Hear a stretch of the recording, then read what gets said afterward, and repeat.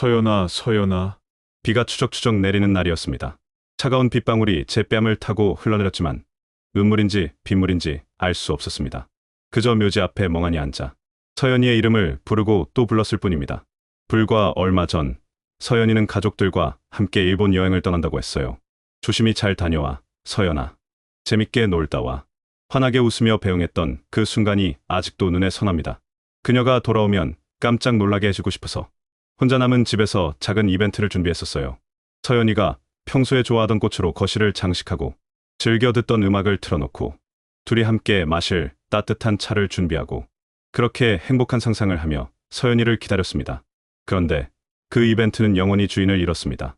저를 향해 환하게 웃던 그녀가 이제는 차가운 땅 속에 잠들어 있다는 사실이 제 심장을 찢는 것 같았습니다. 저희의 결혼 생활은 참 짧았습니다. 20년의 오랜 기다림 끝에 찾아온 짧은 행복. 그 짧은 시간 동안 제 세상은 온통 서연이로 가득 찼었는데 이제는 텅 비어버린 제 삶을 무엇으로 채울 수 있을까요?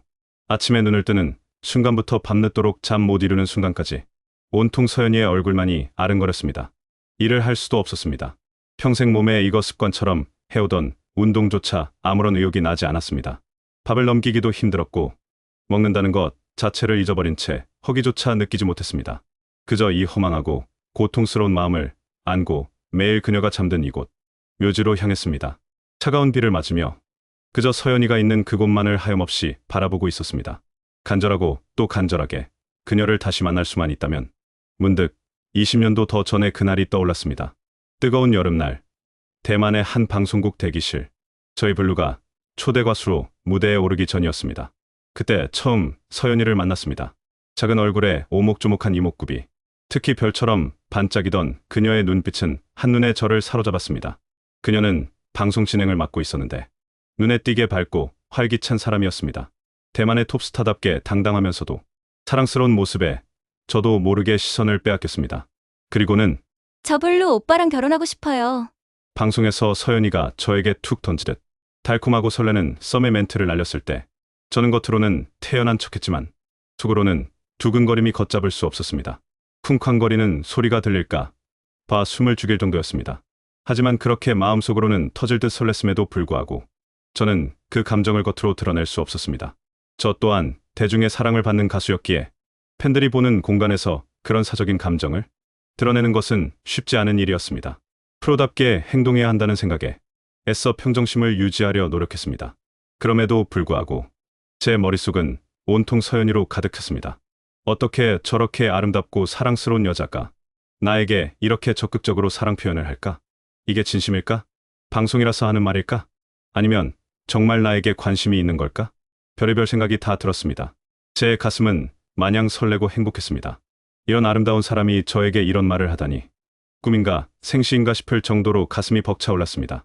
그때는 그저 장난처럼 넘겼지만 그 작은 한마디가 어쩌면 저희 운명의 서막이었을지도 모릅니다.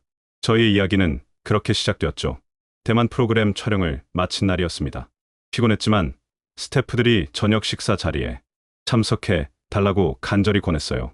솔직히 숙소로 돌아가 쉬고 싶었지만 그들의 열정에 못 이긴 척 그녀를 보기 위해 이끌려 식사 장소로 향했습니다. 그곳에는 당연히 서연이도 있었죠. 저희는 자연스럽게 옆자리에 앉아 이야기를 나누기 시작했습니다.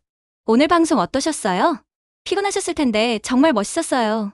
서연이가 먼저 환한 미소로 말을 걸어왔습니다. 아니에요. 서연 씨 덕분에 힘이 났어요. MC 보는 모습이 정말 인상 깊었어요. 제가 대답했습니다. 그렇게 가벼운 칭찬으로 시작된 대화는 시간이 갈수록 깊어졌습니다. 연예인으로서의 삶, 무대 뒤의 고충, 그리고 각자의 꿈과 미래에 대한 솔직한 이야기까지. 오빠는 한국에서 활동하는 거 힘들지 않아요? 가끔 외롭진 않으세요? 서연이가 진심으로 걱정하는 눈빛으로 물었습니다. 가끔은요. 하지만 팬분들 생각하면 괜찮아요. 서연 씨는요? 대만 톱스타로 사는 건 어떤가요? 서연이는 자신의 어린 시절 이야기부터 연기 활동을 하면서 겪었던 즐거움과 어려움까지 솔직하게 털어놓았습니다. 그녀의 이야기에 귀 기울이고 제 이야기를 그녀에게 들려주면서 알 수 없는 편안함과 깊은 유대감을 느꼈습니다. 주연의 시선도 잊은 채 오직 서연이의 눈빛과 목소리에만 집중했습니다. 시간이 지날수록 단순한 호감을 넘어 서연이라는 사람 자체에 깊이 정이 들고 있다는 것을 깨달았습니다. 사랑에 빠지는 순간이었습니다. 그렇게 식사가 끝나갈 무렵 저희는 서로의 마음을 확인하고 연인 사이가 되었습니다. 꿈만 같은 일이었습니다. 그녀의 적극적인 모습에 설렜던 그날의 감정이 현실이 되는 순간이었습니다. 대만에서 시작된 저희의 사랑은 한국과 대만을 오가며 조심스러운 만남을 이어갔습니다. 서로의 스케줄을 맞추는 것이 쉽지 않았지만 단 한 시간이라도 더 함께하고 싶다는 간절한 마음이 저희를 움직였습니다. 주로 도쿄에서 비밀스러운 데이트를 즐겼어요. 인적이 드문 골목길을 손잡고 걷고 작은 카페에 앉아 서로의 꿈에 대해 이야기하며 몇 시간을 보내곤 했습니다. 서로의 바쁜 일상 속에서 잠시 벗어나 오롯이 저희 둘만의 시간을 보내는 것은 그 어떤 것보다 소중했습니다.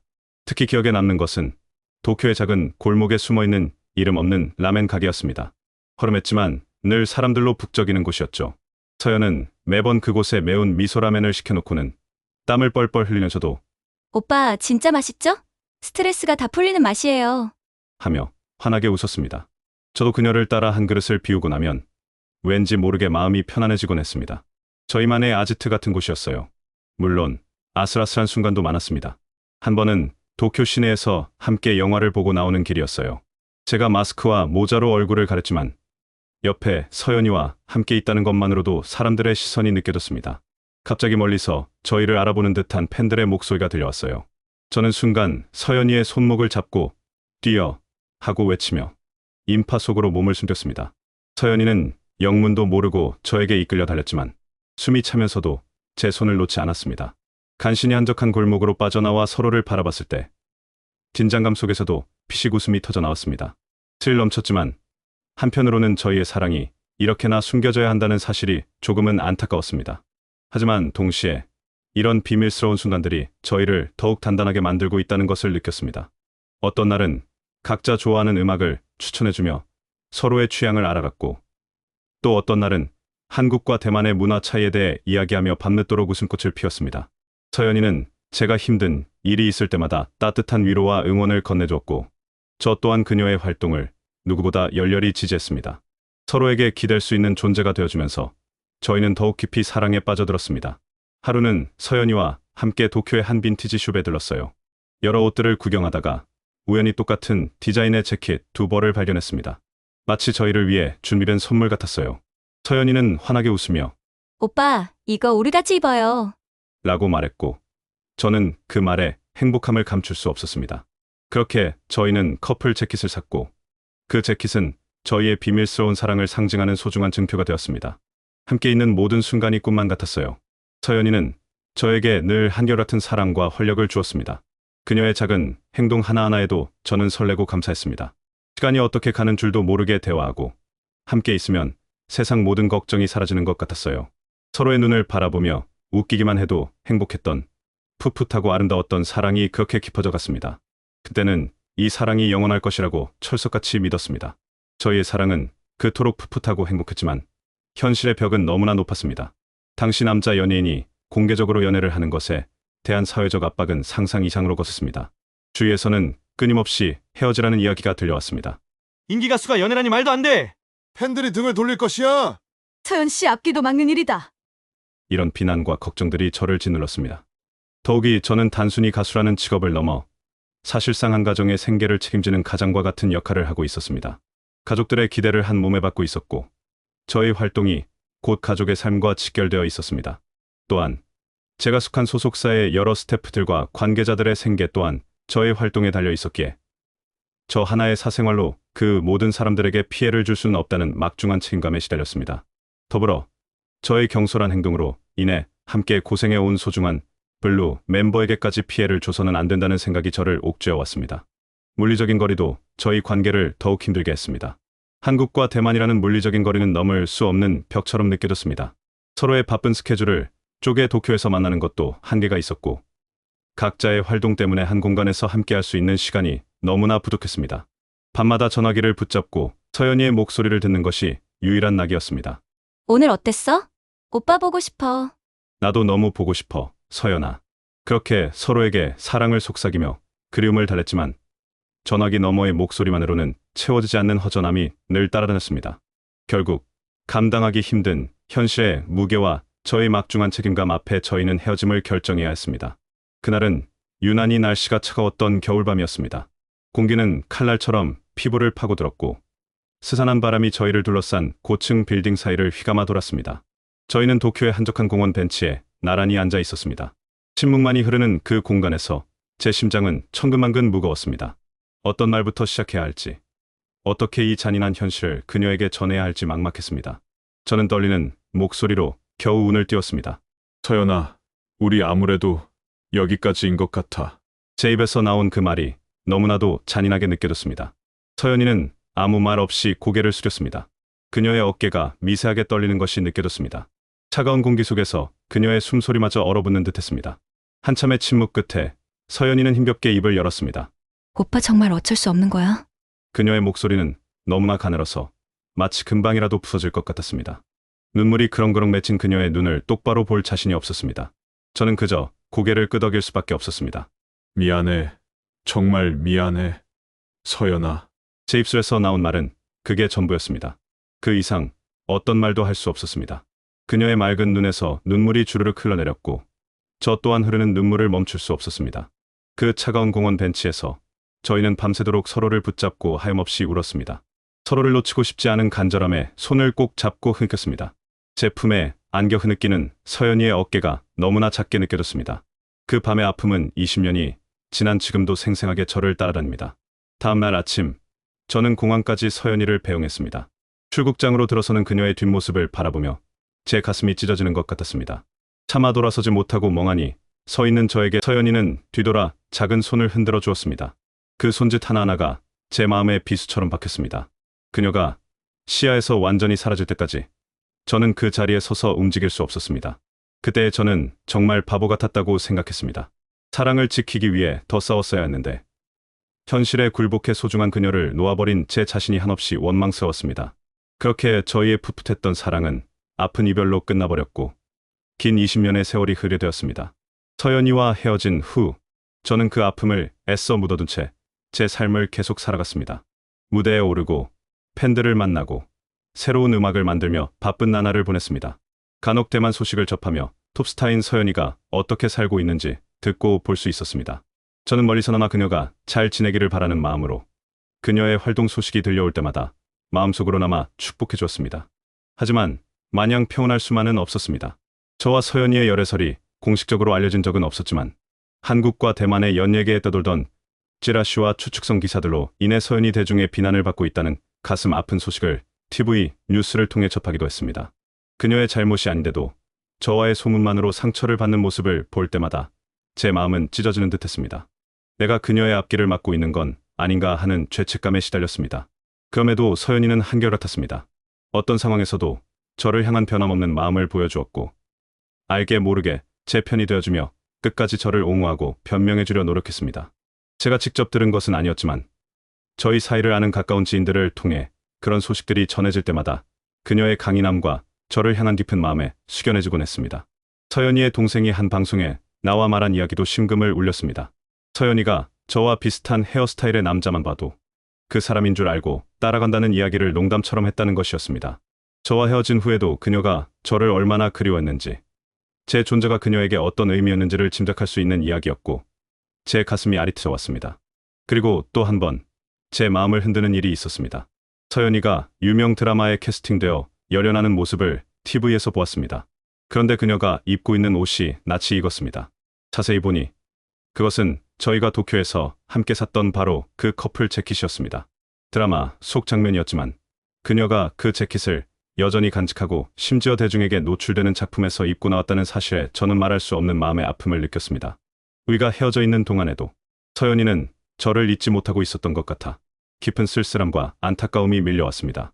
엇갈린 시간 속에서도 서로를 완전히 놓지 못했던 저희의 인연이 다시 한번 저를 붙잡는 듯했습니다. 저도 서연이와의 이별 후 새로운 사람을 만나기 위해 노력했습니다. 몇몇 좋은 인연들이 있었고 다른 여자들을 만나보려고 애썼습니다. 하지만 어떤 여자를 만나도 서연이가 제 마음속 기준이 되어버렸습니다. 그녀와 같이 먹었던 라멘이 제겐 가장 맛있는 음식의 기준이 되어버렸고 그녀와 같이 했던 도쿄의 밤거리 데이트가 가장 즐거운 시간의 기준이 되어버렸으며 그녀가 해준 사소한 이야기들이 제일 재미있는 이야기의 기준이 되어버렸습니다. 저는 그렇게 그녀의 맞춤옷이 되었고 다른 어떤 사람에게도 맞을 수가 없었습니다. 결국 그 어떤 관계도 길게 이어지지 못했습니다. 그렇게 저는 노총각으로 남아 중년이 되어버렸습니다. 시간이 흐를수록 저의 청춘과 사랑은 서연이라는 이름 아래 멈춰버린 듯했습니다. 시간은 흐르고 흘러 저는 그녀의 소식을 접하게 되었습니다. 서연이 대만의 사업가와 결혼하여 딸과 아들을 낳고 가정을 꾸렸다는 소식이었습니다. 처음 그 소식을 들었을 때는 알 수 없는 씁쓸함이 밀려왔지만 동시에 그녀가 이제는 저 때문에 힘들지 않고 행복하게 가정을 꾸려 잘 살아가길 진심으로 바랐습니다. 그때쯤 저는 비로소 서연에 대한 모든 관심과 마음을 접기로 결심했습니다. 그러나 서연이 결혼했다는 소식을 듣고 비로소 그녀에 대한 마음을 접었다고 생각했지만 제 마음속 깊은 곳에는 늘 그녀의 자리가 남아 있었나 봅니다. 그렇게 세월이 덧없이 흘러가던 어느 날 저는 뜻밖의 소식을 접하게 되었습니다. 서연이 힘든 결혼 생활 끝에 결국 이혼했다는 소식이었습니다. 처음 그 소식을 들었을 때는 복잡한 감정이 뒤섞였습니다. 그녀의 결혼 생활이 순탄치 않았다는 소문은 익히 들어 알고 있었지만 실제로 그녀가 이혼했다는 사실은 저를 다시 한번 아프게 했습니다. 동시에 제 마음속 아주 깊은 곳에서는 잊고 지내려 했던 아주 작은 불씨 같은 희망이 피어오르는 것을 느꼈습니다. 혹시 하는 생각과 함께 20년 전 아픈 이별을 강요했던 현실의 벽들이 떠올랐습니다. 저는 망설였습니다. 20년 동안 연락 한 번 없던 제가 이제 와서 그녀에게 연락하는 것이 과연 옳은 일일까? 그녀에게 폐가 되는 것은 아닐까? 수많은 고민과 번뇌가 저를 잠 못 들게 했습니다. 하지만 서연에 대한 그리움과 다시 한번 그녀의 목소리를 듣고 싶다는 간절함이 저를 움직였습니다. 그때 문득 20년 전 저희가 헤어지기 전까지 사용했던 그녀의 핸드폰 번호가 머릿속을 스쳤습니다. 혹시나 하는 마음에 그 번호를 망설임 없이 눌렀습니다. 설마 아직도 그 번호를 쓰고 있을까? 받지 않으면 어쩌지 하는 불안감이 엄습했습니다. 하지만 제 심장은 이미 터질 듯이 뛰고 있었습니다. 20년 만에 다시 눌러보는 그녀의 번호. 손가락이 덜덜 떨렸습니다. 수화기 너머로 익숙한 듯 낯선 그녀의 목소리가 들려왔을 때 제 심장은 미친 듯이 뛰기 시작했습니다. 서연아, 나 지훈이야. 잠시 침묵이 흘렀습니다. 너무 오랜만에 듣는 제 목소리에 그녀는 놀란 듯했습니다. 오빠. 정말 오빠 맞아? 그녀의 목소리에도 떨림이 섞여 있었습니다. 응, 나 맞아. 서연아, 잘 지냈어? 20년 만에 이렇게 전화해서 많이 놀랐지? 제가 조심스럽게 물었습니다. 서연은 깊은 숨을 내쉬더니 작게 웃는 듯한 목소리로 말했습니다. 놀랐지. 그런데 이상하게 익숙해. 오빠 목소리 하나도 안 변했네. 내 목소리도 그대로야. 오히려 더 깊어진 것 같아. 저는 저도 모르게 미소 지었습니다. 20년이라는 긴 세월이 무색하게 저희는 마치 어제 헤어졌던 연인처럼 자연스럽게 대화를 이어갔습니다. 그동안 어떻게 지냈는지, 어떤 일들이 있었는지 서로의 삶을 조심스럽게 나누었습니다. 오빠, 그동안 어떻게 지냈어? TV에서 오빠 모습 볼 때마다 옛날 생각 많이 났는데. 그녀의 솔직한 말에 제 가슴이 저릿했습니다. 나야 뭐 늘 똑같지. 너도 힘들었단 이야기 들었어. 괜찮아? 제 걱정 어린 물음에 그녀는 한숨을 쉬었습니다. 그랬지. 많이 힘들었어. 그런데 오빠 목소리 들으니까 좀 괜찮아지는 것 같아. 그 한마디에 저는 왈칵 눈물이 쏟아질 것 같았습니다. 아직도 나에게 이렇게 큰 의미구나 하는 생각에 가슴이 벅차올랐습니다. 대화가 길어질수록 잊고 지냈던 감정들이 파도처럼 밀려왔습니다. 저를 향한 그녀의 변함없는 진심을 다시 한번 느낄 수 있었고 저 역시 그녀를 단 한순간도 잊은 적이 없었음을 깨달았습니다. 그날 이후 저희는 거의 매일 통화를 했습니다. 아침에 눈을 뜨면 가장 먼저 그녀에게 전화를 걸었고 잠자리에 들기 전 마지막 목소리로 그녀였습니다. 하루 중 틈이 날 때마다 짧은 메시지를 주고받으며 서로의 일상을 공유했습니다. 20년이라는 긴 시간이 무색할 만큼 마치 시간을 되돌린 듯 옛날에 그 풋풋하고 설레는 감정들이 다시 피어올랐습니다. 밤늦게까지 이어지는 통화 속에서 저희는 못다 한 이야기를 나눴습니다. 서로의 삶에 깊이 스며들지 못했던 20년의 공백을 채워나긋 진솔한 대화들이 오고 갔습니다. 서로의 존재만으로도 마음이 따뜻하게 차오르고 전화기 너머의 목소리만으로도 행복해지는 날들이 계속되었습니다. 예전보다 더 단단해지고 깊어진 사랑이 저희의 마음을 가득 채웠습니다. 점점 더 그녀를 보고 싶은 마음이 간절해졌습니다. 목소리만으로는 더 이상 채워지지 않는 갈증이 저를 괴롭혔습니다. 당장이라도 대만으로 날아가 그녀를 품에 안고 싶다는 충동이 걷잡을 수 없이 컸습니다. 서연아, 너무 보고 싶어. 제 마음은 온통 그녀로 가득 찼습니다. 20년 전 아픔 속에서 헤어졌던 저희의 인연이 이제는 그 어떤 벽도 넘어서 다시 시작될 수 있다는 확신이 제 마음에 가득 차올랐습니다. 저희의 이야기는 그렇게 다시 쓰여지고 있었습니다. 매일 밤 이어지는 서연과의 통화는 저를 다시 한번 사랑에 빠지게 만들었습니다. 잠시라도 그녀의 눈을 마주하고 그녀의 손을 잡고 싶다는 생각에 밤잠을 설치곤 했습니다. 하지만 현실은 냉혹했습니다. 2020년 전 세계를 덮친 코로나 팬데믹은 저희의 만남을 더욱 어렵게 만들었습니다. 해외를 오가는 것은 거의 불가능에 가까웠고 설령 비행기를 탄다 해도 길고 엄격한 자가격리 기간을 거쳐야만 했습니다. 한국과 대만 모두 봉쇄에 가까운 조치들을 취하고 있었고 언제 상황이 나아질지 알 수 없었습니다. 전화 통화만으로는 채워지지 않는 그리움이 사무쳤습니다. 오빠, 나 너무 보고 싶어. 정말 미치겠어. 어느 날 밤 서연의 목소리에 진한 서글픔이 묻어났습니다. 나도 그래, 서연아. 당장이라도 달려가고 싶어. 그런데 지금은 도저히 방법이 없네. 제 목소리에도 안타까움이 가득했습니다. 그때 문득 한 가지 생각이 스쳤습니다. 제가 어렵사리 말을 꺼냈습니다. 서연아, 우리 만약에 지금 당장 만나려면 결혼을 할 수밖에 없어. 수화기 너머에서 잠시 정적이 흘렀습니다. 그녀도 제 말의 의미를 단번에 알아차린 듯했습니다. 물리적으로 만날 수 있는 유일한 방법은 바로 혼인뿐이었습니다. 오빠 좋아. 우리 결혼해. 오빠랑 같이 있고 싶어. 더 이상 떨어져 있고 싶지 않아. 그녀의 대답에 제 심장은 벅차올랐습니다. 20년 동안 엇갈렸던 저희의 인연이 이렇게 기적처럼 다시 이어지는 순간이었습니다. 코로나라는 예상치 못한 변수가 저희에게는 오히려 다시 만날 수 있는 유일한 통로를 열어준 셈이었습니다. 만나기 위해 결혼을 결심하다니 영화 같은 이야기였지만 저희에게는 더없이 현실적이고 간절한 선택이었습니다. 서연과의 결혼을 결심하고 한국에서 먼저 혼인 신고를 마친 뒤 저는 비로소 대만행 비행기에 몸을 씌웠습니다. 저희의 이야기가 벌써 소문이 난 것인지 공항에 도착하기도 전에 그 사실을 깨달았습니다. 타이베이 공항에 발을 내딛는 순간 플래시 세례가 터지고 수많은 카메라 렌즈가 저를 향했습니다. 대만 언론들은 마치 제가 어떤 대단한 일을 벌인 것처럼 저의 일거수일투족을 촬영하기 시작했습니다. 기자들의 질문이 쏟아졌지만 저는 그저 묵묵히 입국 절차를 밟을 뿐이었습니다. 결혼을 위해 대만으로 향한 한국 톱스타라는 기사가 이미 대만 전역에 퍼진 듯했습니다. 저와 서연의 재회가 얼마나 큰 파장을 일으킬지 짐작조차 할 수 없었습니다. 하지만 그 모든 시선과 관심은 중요하지 않았습니다. 제 눈에는 오직 서연이에게로 향하는 길만이 보였습니다. 호텔에서 2주간의 격리 기간을 마친 뒤 드디어 그녀를 만나는 날이 밝았습니다. 초조함과 설렘으로 밤잠을 설쳤습니다. 약속 시간보다 일찍 호텔을 나섰습니다. 서연의 매니저가 운전하는 차를 타고 그녀의 집으로 향하는 길은 너무나도 길게 느껴졌습니다. 골목길을 돌아 그녀의 집이 눈에 들어왔을 때 저는 숨을 멈췄습니다. 그녀가 문 앞에서 저를 기다리고 있었습니다. 20년 전의 모습 그대로, 아니 어쩌면 더 아름다워진 모습으로 서 있었습니다.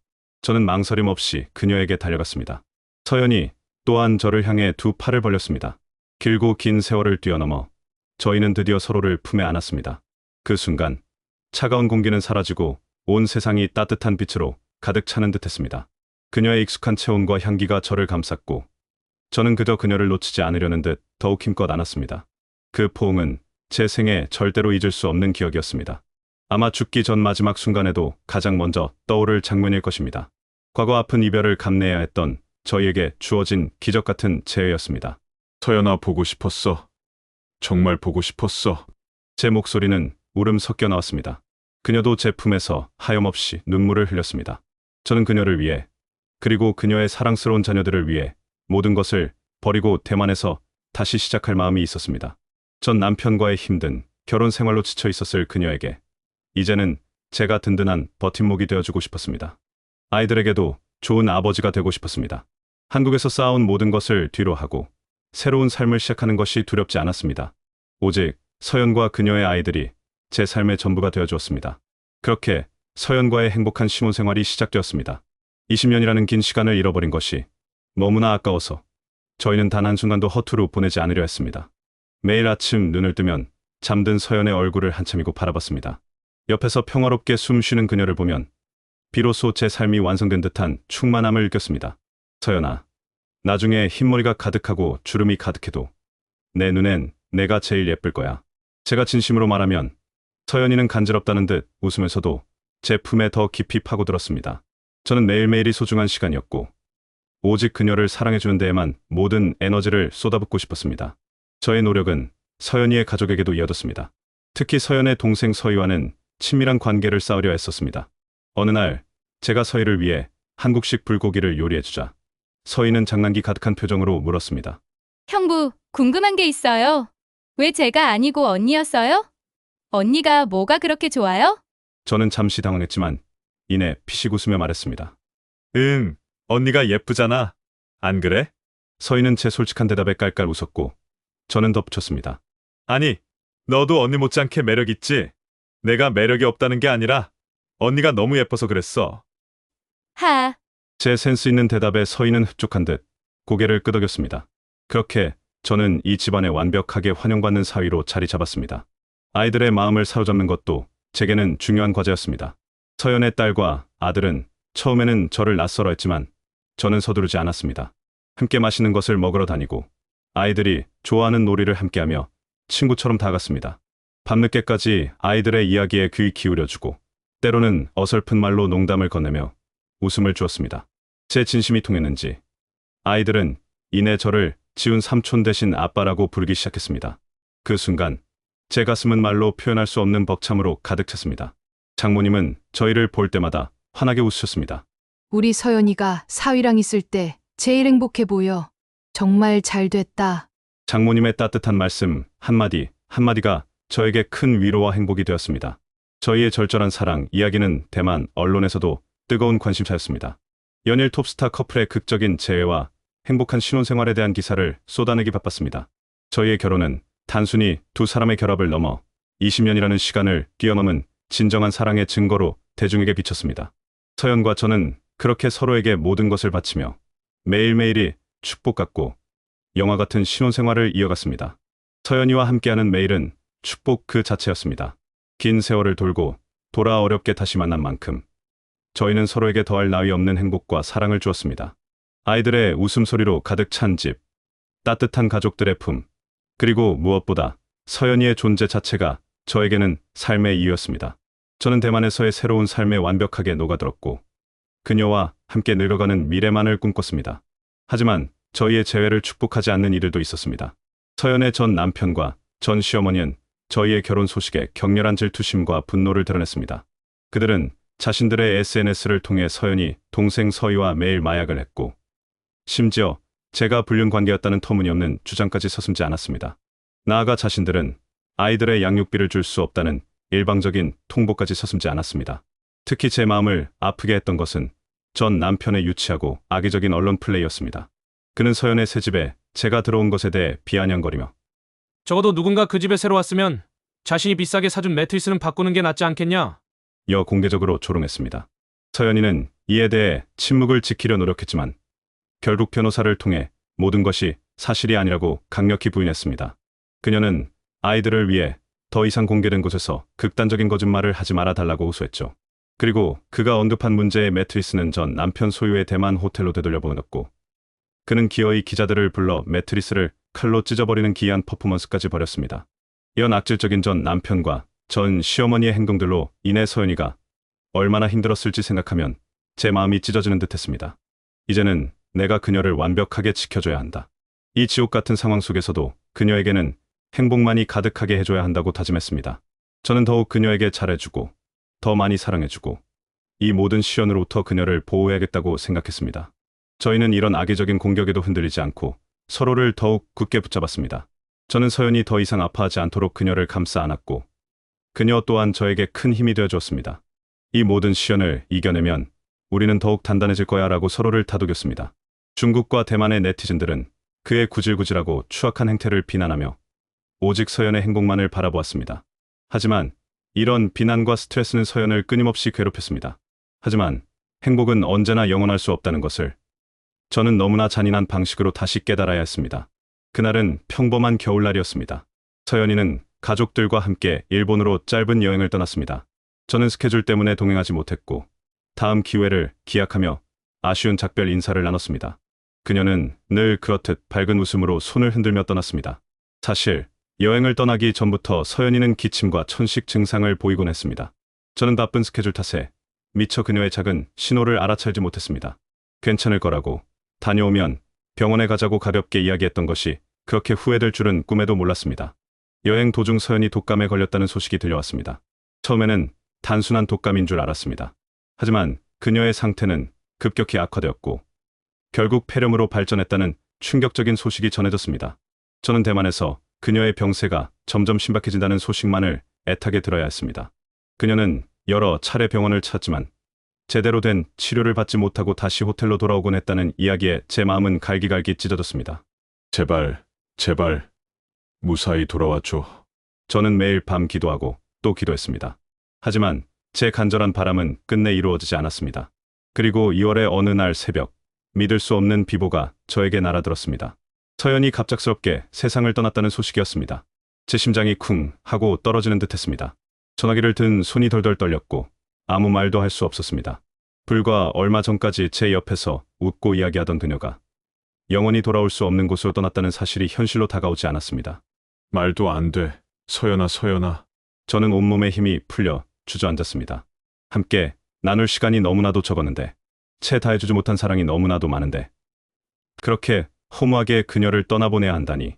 다시 찾은 제 삶의 전부였던 서연이 그렇게 예고 없이 제 곁을 떠나갔습니다. 저에게는 모든 것이 멈춰버린 듯했습니다. 제 행복은 너무나도 짧았고 그 뒤에 찾아온 슬픔은 제가 감당할 수 없을 만큼 거대했습니다. 세상이 온통 무채색으로 변해버린 듯했습니다. 서연이 제 곁을 떠난 후 제 세상은 완전히 멈춰버렸습니다. 현실을 부정하고 싶었지만 차가운 영정사진과 그녀가 없는 빈자리만이 저를 짓눌렀습니다. 20년 만에 다시 만난 저희의 사랑은 너무나 짧았고 그 끝은 너무나 비극적이었습니다. 서연이 떠났다는 비보를 접한 직후 저는 만사를 제쳐두고 일본으로 향했습니다. 사랑하는 사람을 잃은 슬픔에 겨워 제대로 숨조차 쉴 수 없었지만 저는 그녀의 곁을 지켜야만 했습니다. 서연을 실은 전세기에 오르자 무거운 침묵이 맴돌았습니다. 제 옆에 놓인 그녀의 마지막 잠든 모습이 담긴 관을 보는 순간 심장이 찢어지는 듯했습니다. 서연아. 미안해. 오빠가 지켜주지 못해서 미안해. 속으로 수없이 되뇌었습니다. 비행기 창밖으로는 하늘도 슬픈 듯 하염없이 비를 뿌리고 있었습니다. 마치 제 마음을 대변하듯 내리는 빗줄기를 보며 서연이 고향으로 돌아오는 길이 부디 편안하기를 온 마음으로 빌었습니다. 서연이 대만에 도착한 후 비로소 장례식이 시작되었습니다. 저는 무슨 정신으로 그 모든 과정을 묵묵히 해냈는지 기억조차 나지 않습니다. 한 발자국 한 발자국 그녀를 보내는 길을 따라 걸었습니다. 슬픔에 잠겨있을 겨를도 없이 밀려드는 장례 관련 결정들과 조문객들을 맞이해야 했습니다. 이런 엄청난 슬픔 속에서도 현실은 저를 가만두지 않았습니다. 서연의 전 남편은 그녀가 떠난 후에도 악의적인 언론 플레이를 멈추지 않았습니다. 자신이 전세기 비용을 대서 서연이를 데려오는 것이라는 둥 거짓된 미담을 퍼뜨리며 대중의 동정심을 사려 했습니다. 심지어 서연이의 장례식장 근처에서 비를 맞으며 슬퍼하는 듯한 연출 사진을 찍어 SNS에 올리는 진상짓까지 서슴지 않았습니다. 이런 와중에 복잡한 유산 상속 문제와 전 남편의 끊임없는 양육비 관련 공세에 대응해야 했습니다. 사랑하는 사람을 떠나보낸 슬픔에 미쳐버릴 것 같은 와중에 저는 대체 무슨 정신으로 이런 구질구질하고 추악한 싸움에 대응해야 했는지 모르겠습니다. 그녀가 남긴 아이들을 위해 그리고 그녀의 명예를 지키기 위해 필사적으로 버텨냈습니다. 모든 것이 악몽 같았습니다. 서연이가 떠난 후 저는 모든 것을 다 잃어버린 인간이 되었습니다. 더 이상 시력도 없었고 밤에는 잠 못 이루는 날들이 계속되었습니다.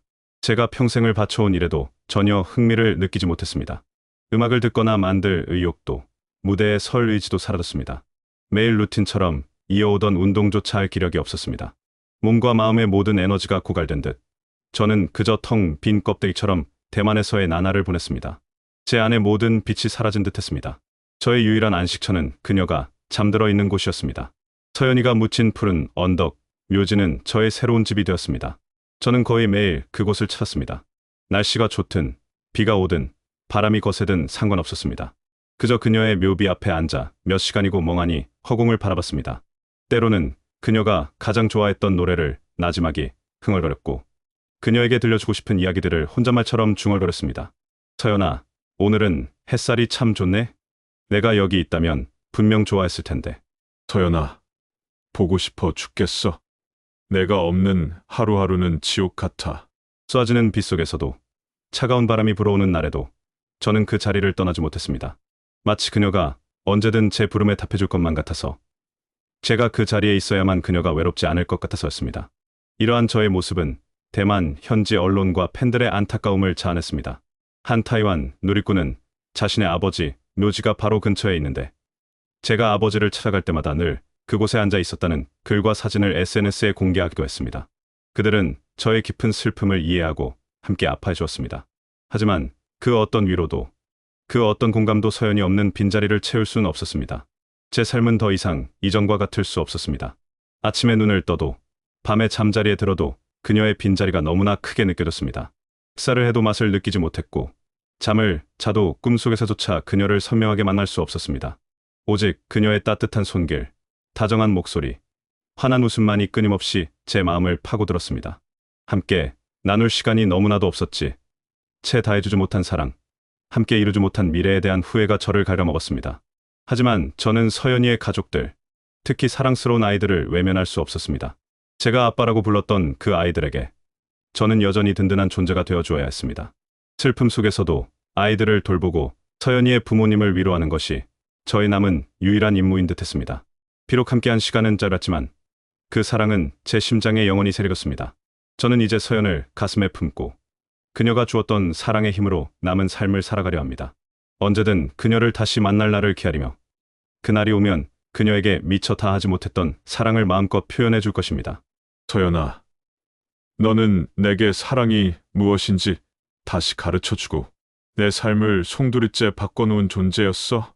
비록 함께한 시간은 너무나도 짧았지만 내가 준 사랑은 내 심장에 영원히 새겨졌어.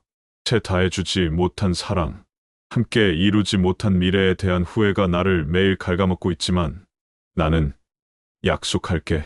이젠 너에게 받은 사랑의 힘으로 남은 삶을 살아가려 해. 너를 다시 만날 그날까지 너의 기억을 품고 이 세상에서 널 그리워하며 살아갈 거야. 외롭고 힘들 때마다 내가 옆에서 날 지켜보고 있다고 믿을게. 그리고 내가 소중하게 여겼던 사람들도 내가 잘 지켜줄게. 하늘에서 편안히 날 기다려줘. 언젠가 내가 너에게로 가는 그날, 미처 다 하지 못했던 내 모든 사랑을 너에게 아낌없이 표현해 줄 거야. 영원히 사랑한다. 나의 서연아, 다시 만날 그날까지. 안녕.